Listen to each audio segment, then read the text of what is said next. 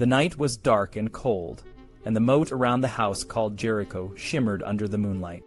Inside, a young woman named Elizabeth Blount was in labor, her face slick with sweat and her hands gripping the sheets tightly.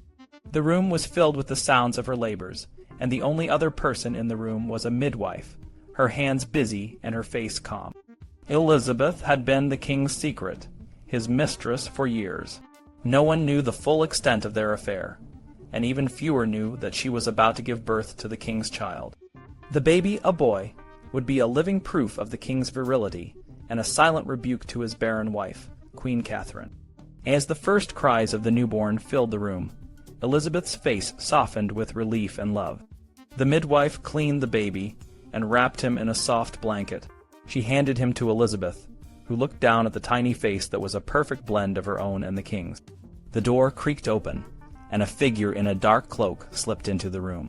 It was the King Henry VIII, his face a mix of joy and concern. He approached the bed, his eyes never leaving the baby. "He's beautiful," Henry whispered, reaching out to touch the child's cheek. "He looks just like me." Elizabeth smiled, her eyes welling with tears. "Thank you, my lord. I've done this for you." Henry nodded, his mind already racing with plans. "We must keep this a secret. No one must know. I will send you to a safe place where you can raise him. I will provide for you both, and one day, when the time is right, I will acknowledge him." Elizabeth nodded, understanding the weight of his words. "I will do everything in my power to keep him safe, my lord." The king kissed her forehead, and then the baby's tiny hand. "I will come to visit as often as I can. For now, rest. You've done well." As the king left the room, the midwife helped Elizabeth settle into a more comfortable position. The baby, now calm, nestled against his mother's chest, his tiny mouth finding comfort in her embrace. Outside, the night was as dark as it had been when the king arrived.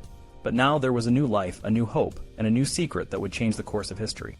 The house of Jericho was just one of many places where King Henry VIII kept his secrets. It was a place of pleasure and discretion, a place where the king could be himself, away from the prying eyes of the court. But this night was different. This night a child was born, and with him a new chapter in the king's life began. Elizabeth Blount, the king's mistress, was about to embark on a journey that would test her strength, her loyalty, and her love. The baby, Henry Fitzroy, was the king's only acknowledged bastard son, and he would grow to be a symbol of the king's power and his ambitions. But for now, he was just a baby, and his mother was just a woman, trying to protect the future of her child and the secret of his birth. In the years to come, the king's world would change dramatically. His pursuit of a son, his marriages, and his break with the church would all be part of a larger story. But for now, in the darkness of Jericho, the only thing that mattered was the child in Elizabeth's arms, a living proof of the king's love and his desire for a dynasty. The night was long, and the future was uncertain, but one thing was clear: the king's secret was safe for now. In the early 16th century, England was a place where family and education played a big role in a person's life. One family that stood out was the Boleyns. Thomas Boleyn, the father, was a smart and ambitious man who believed in the power of education. He made sure his children, especially his daughters Anne and Mary, received a good education, which was quite unusual for the time. Thomas Boleyn was a forward-thinking father. He saw that educating his daughters could help them make good marriages and have successful lives. Anne, the younger of the two daughters, showed a lot of promise. She was intelligent, curious, and had a strong personality. Her father recognized these traits and decided to give her the best education possible. Anne's education was very advanced for the time. She learned to read and write in a beautiful Italianate hand, and she became fluent in French. She also learned music, singing, and dancing, which were essential skills for a lady of her status. Her father even sent her to the court of the Archduchess Margaret of Austria, where she could learn even more and gain experience in court life. Mary, the elder sister, was a different story. She was literate and could read and write, but she didn't seem to have the same intellectual spark as Anne. Some historians have suggested that Mary might have been less intelligent or less determined, but this isn't entirely clear. Despite this, her father still made sure she received a good education. Both sisters were taught to ride, hunt, and handle hawks, which were important skills for aristocratic women. They also learned about the Catholic Church, as it was a major part of their lives. The Boleyn family lived in Hever Castle, a grand medieval home with a great hall where the family would gather for meals and celebrations. The castle had a chapel where the family would attend mass daily, and the sisters would help their mother with household tasks. They learned how to manage a household, which was a crucial skill for any well-born woman of the time. Life at Hever Castle was full of routines and traditions. The family's day was divided into meals, religious observances, and household duties. Breakfast was early, around 6 or 7 in the morning, and the main meal, called dinner, was usually served late in the morning. Supper, a lighter meal, was eaten in the evening. The food was fresh and flavored with herbs and spices, and the family would often stay at the table for hours, enjoying each other's company. On rainy days, the sisters might practice their music or read in the long gallery of the castle. They would play games like chess or backgammon, and they might write poetry or solve riddles. As they grew older, they were allowed more freedom to go out, but they were always chaperoned to protect their virtue. Despite the differences in their personalities and abilities, both Anne and Mary were brought up to be obedient to their father and to the husbands he would choose for them. They were taught that women were supposed to be submissive and to follow the rules set by men. Anne's intelligence and charm made her stand out. She became a talented musician, a graceful dancer, and a witty conversationalist. Her father saw her potential and sent her to the court of the Archduchess Margaret of Austria, where she could further her education and make important connections. At the court, Anne was one of the ladies in waiting, and she learned how to behave in high society and how to attract a good marriage. Mary, on the other hand, didn't get the same opportunities. While she might have been less intellectually gifted, she was still a lady of good birth, and her father made sure she was well prepared for court life. However, it was Anne who was chosen to go abroad first, probably because her father saw more potential in her. The Boleyn sisters grew up in a world that was changing. Education for girls was becoming more accepted, and their father was at the forefront of this change. He wanted his daughters to have the best possible start in life, and he did everything he could to ensure they would be successful and well respected. Despite the differences between them, both Anne and Mary were shaped by their upbringing and the opportunities their father provided. In the early 1500s, Anne Boleyn was part of the household of Margaret of Austria in the Low Countries. A governess or tutor named Simonette, who might have been a woman called Simonette or a man called Simonette, was responsible for teaching Anne and other young ladies French. Margaret of Austria had promised Anne's father that his daughter would be able to speak French well by the time he saw her again. In October 1513, Anne was likely present when the Archduchess Margaret entertained Henry VIII at Lille. Some say Anne might have even been one of the young ladies who danced with the king. This could have been the first time Anne saw Henry, unless she had met him earlier when her grandfather entertained him at Newhall in 1500. It was unusual for a younger sister to be given a position before an older one, and some have argued that this proves Anne was the elder sister. However, it was even more unusual for a younger sister to marry first, and since Mary Boleyn married before Anne, this suggests that Anne was the younger sister. By 1520, Anne had been in the Low Countries for 5 years without finding a husband, and as soon as Mary was married, Anne's father started looking for a match for her in England. Despite this, it's strange that Mary, who spoke good French, was not chosen to be a fille d'honneur to Margaret of Austria. Her father might have believed that Anne had more potential to succeed at court. Mary was not lacking in charm, and soon her father would find her a place at court too. This raises the question of why Anne was chosen first. Maybe Mary was unwell at the time, or her father had other plans for her, possibly hoping to place her at the English court. Mary Boleyn might have felt jealous when her younger sister was chosen to go to the Low Countries in 1513. She might have felt resentful and lonely, but there's no evidence that the sisters were close or even friendly. Some say Mary was eager to escape the boredom of Hever Castle, and was seen as attractive and sensual. However, we can't be sure about any of this. By the time Mary was growing up, she must have developed the charm that would later attract 2 kings.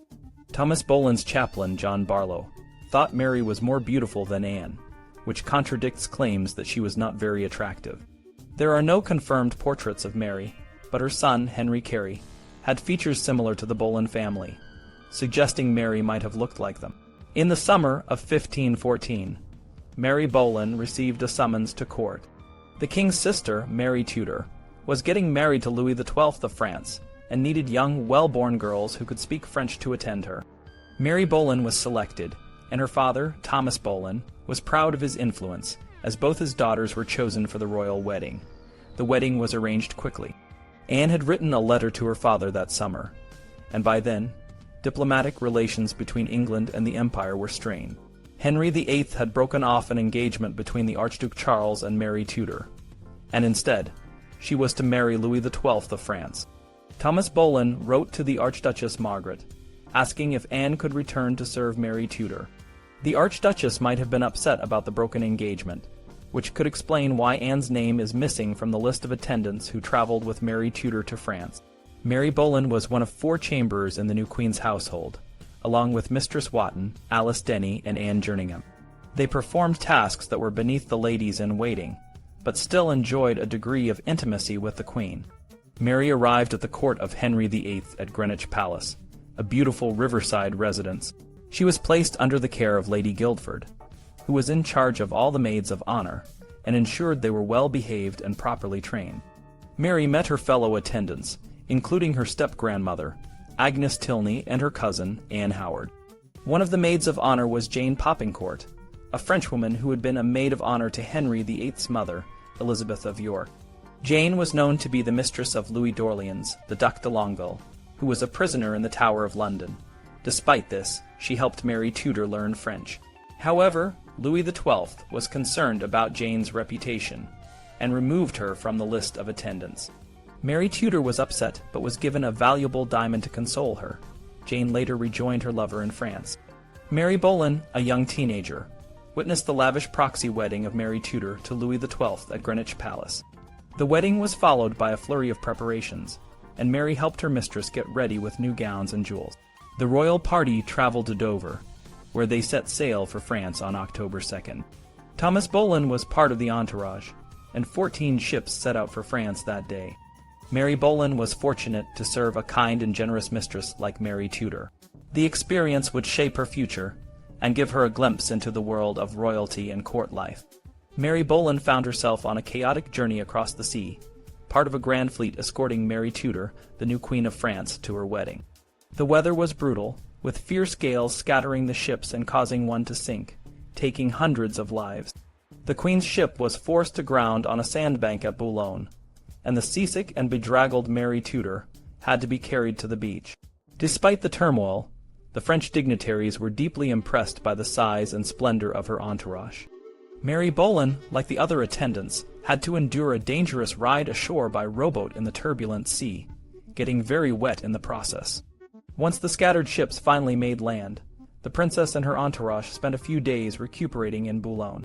They then set off for Etaples and Montreuil, with the ladies riding on palfreys adorned with scarlet saddlecloths. Their clothes and personal effects followed in covered carts. Along the way, they were greeted with tableaux and pageants, and as they approached Montreuil, they were formally welcomed by the Dauphin François, King Louis's cousin and heir, who came with an escort of royal dukes to escort the new queen to Abbeville. At Abbeville, the queen and her retinue attended a mass of thanksgiving at the church of St. Wulfran, before joining King Louis at a reception, followed by a grand feast. The next day, they were hosted by the Dauphin and Dauphine at a ball with dancing and music resounding to the skies.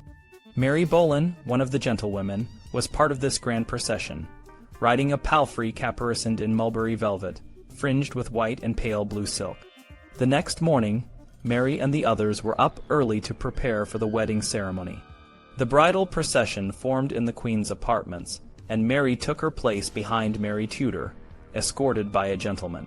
They walked through the gardens to the great hall of the Hôtel de Gruthius, where the trumpets sounded a fanfare. The Queen, resplendent in gold brocade and laden with jewels, was married to Louis XII by the Cardinal Bishop of Bayeux. After the ceremony, there was a feast in the great hall, and the new Queen entertained the royal ladies of France to a private dinner in her lodging. That evening, the King and Queen threw a nuptial ball, which marked the beginning of 3 days of feasting and celebrations. King Louis, despite his age and health, claimed to have performed marvels on their wedding night. However, the Dauphin, who was unhappy about the marriage, had someone spy on the royal couple. He was relieved to hear that it was not possible for the king and queen to beget children. The following morning, Mary's grandfather, the Duke of Norfolk, visited the new queen's English attendants to discuss who should stay with her in France. King Louis, wanting to limit foreign influence, dismissed most of Mary Tudor's English servants, much to her distress. He allowed her to keep only 6 of her youngest attendants, including Mary Boleyn, who was about 13 to 18 years old. Mary's retention was likely due to the influence of her grandfather, the Duke of Norfolk. Mary Tudor was not happy with the dismissal of her experienced attendants, and complained to her brother, Henry VIII, that those left were immature and lacked the experience to advise her. Despite this, she had to attend to her duties, especially since her husband soon fell ill with gout. After a week at Abbeville and a short stay at Beauvais, Queen Mary was crowned at the great abbey of St. Denis near Paris. The next day, she entered Paris in a grand procession, greeted with enthusiasm by the citizens. The route was decorated with lilies and roses, and there were lavish tableaux and pageants. Mary Boleyn, a young girl, was amazed by the sights of the city, including the Church of the Holy Innocents, the Châtelet de Paris, the Palais Royal, the Cathedral of Notre Dame, and the Saint Chapelle. The evening ended with a grand ball at the Conciergerie. The next day, the royal couple moved to the Hôtel des Tournelles, a vast and magnificent palace. A week later, Mary was in attendance at the great jousts organized by the Dauphin in honor of Mary Tudor's coronation. Charles Brandon, the Duke of Suffolk, excelled in the jousts, while the ailing Louis watched from a couch. After the jousts, there was a state banquet, and the English lords, including Mary's grandfather, departed for England. In November, the king and queen moved to the chateau of Saint-Germain and lay outside Paris. Here, the ailing Louis could rest, while Mary Tudor represented him at receptions and functions in Paris. In December, they returned to the Hôtel des Tournelles for Christmas, but the festivities were cut short due to the king's poor health. The Dauphin Francois, the new king, began to show interest in Queen Mary, sparking gossip at court. King Louis, however, seemed unconcerned. On December 28th, he wrote to Henry VIII, expressing his satisfaction with his young bride. King Louis died on January 1st, 1515, just 82 days after his marriage to Mary Tudor. Mary, who fainted when she heard the news, was comforted by her attendants, possibly including Mary Boleyn. Mary Tudor, now a widow, had to remain in seclusion for 40 days of mourning at the Hôtel de Cluny. She was closely watched by Louise of Savoy, the mother of the new king, until it was confirmed that she was not pregnant. Mary Tudor was distressed by Francois's unwelcome attentions and the dismissal of her English attendants. She had already fallen in love with Charles Brandon, Duke of Suffolk, and had made her brother Henry promise that she could choose her second husband. When Suffolk arrived to comfort her, she warned him that if he did not marry her, she would enter a convent. Suffolk, moved by her distress, secretly married her in the chapel of the Hôtel de Cluny, with only 10 witnesses present, likely including Mary and Anne Boleyn. Henry VIII was outraged when he learned of the secret marriage. Suffolk had broken his promise and committed a capital crime by marrying a princess without permission. The announcement of the marriage caused a scandal at the French court, and Henry demanded a public ceremony, a fine, and apologies before he forgave his sister.